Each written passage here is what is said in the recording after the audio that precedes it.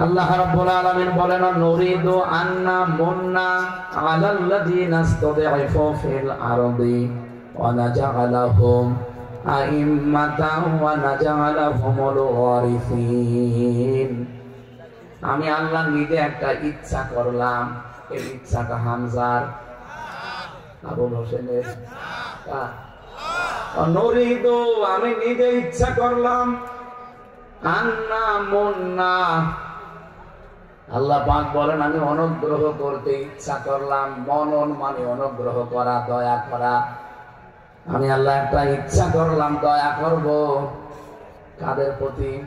আলাল্লাযীনা ইসতাদঈফু feel আরদি, জমিনের উপরে যাদেরকে দুর্বল, কোণঠাসা, অপমান, অপদস্থ, নিন্দিত, ঘৃণিত করে রাখা হয়েছিল। আপনি দেখেন এই 54 বছরের ভেতরে এদেশে বহু মানুষকে আমরা দেখি, তাদেরকে নিন্দিত, ঘৃণিত, অপমানিত, অপদস্থ, এবং এই দেশে যারা তারা মাথা তুলে দাঁড়াতে না পারে সম্মানের সাথে, বহু চেষ্টা এই 54 বছর অনেকে করছে, হয়তো একটা দলের উপর করছে।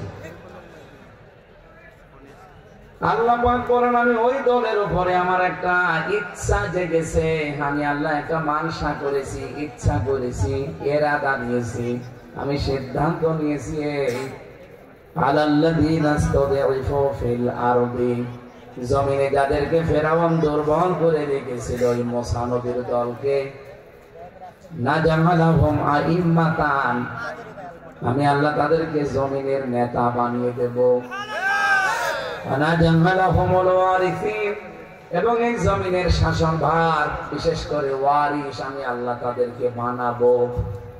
এটা হাজার হাজার বছর আগে মুসা নবীর সম্পর্কে আল্লাহ এই কথাটা দিয়েছে। তার মানে কামাস্তাখলাফাল্লাযীনা মিন ক্বাবলিহিম, এই আয়াত অনুযায়ী বোঝা যায় এর আগেও বহু মানুষকে আল্লাহ রাষ্ট্রীয় ক্ষমতা দিয়ে ধন্য করেছিলেন। কি এটা কেন দিয়েছেন?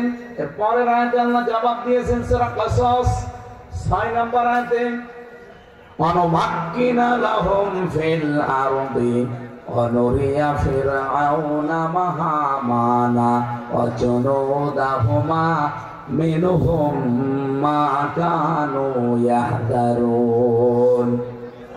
আমি আল্লাহ তাদেরকে জমিনের শাসন ক্ষমতায় বসিয়েছি একটাই কারণে, আমি দেখাতে চেয়েছি ফেরাউনকে, হামানকে আর তার সৈন্য বাহিনীদেরকে।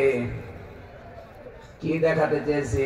মিনহুম মা কানু ইয়াহদারুন, তারা যাদেরকে সবচাইতে বেশি ভয় পেত, যাদের সম্পর্কে বেশি সতর্ক থাকতো, আমি আল্লাহ তাদেরকে জমিনের শাসনে বসিয়ে তাদেরকে দেখালাম। এটা যে আগে দেখিয়েছে, এখনো আল্লাহ আর নেই, উনি এখন আর পারেন না। বলেন একটা জিনিস আমরা লক্ষ্য করছি আগস্টের 5 তারিখের পর থেকে, সূরা মায়েদার 54 নম্বর আয়াতের সাথে, এদিকে তাকান,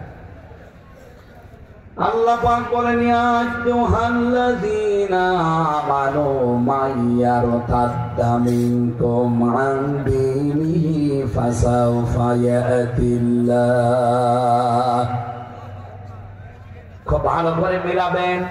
আমার তো মনে হয় আয়াতগুলো আল্লাহ পাক মাত্র 6 মাস 10 দিন আগে আরেকবার নাযিল করেছে। আপনি দেখেন কিভাবে মিলে যায়।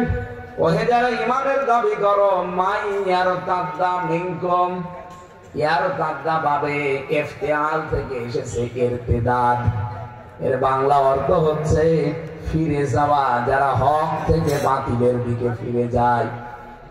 তোমাদের ভেতরে কেউ যদি হক থেকে বাতিলের দিকে ফিরে যায়, আন দীনিহি, বিশেষ করে আল্লাহর দিন থেকে, ফাসাউফা ইয়াতিল্লাহ, আল্লাহ শব্দ শুরু করার আগে ফা দিয়েছেন, এর আগে সিন দিয়েছে।